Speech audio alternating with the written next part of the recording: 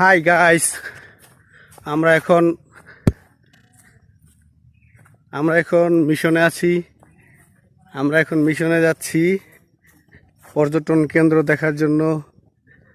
অনেক সুন্দর একটা জায়গা,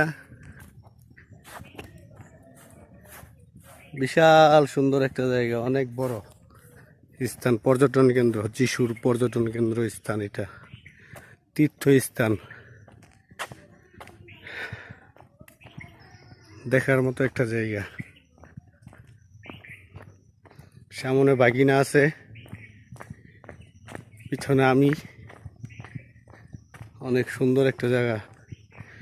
এখানে দূর দূরান্ত থেকে, বিদেশ থেকে, বিভিন্ন দেশ থেকে এখানে লোক এসে তাদের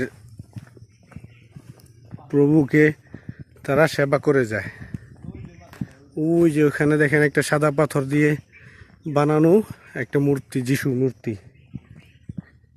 দেখুন,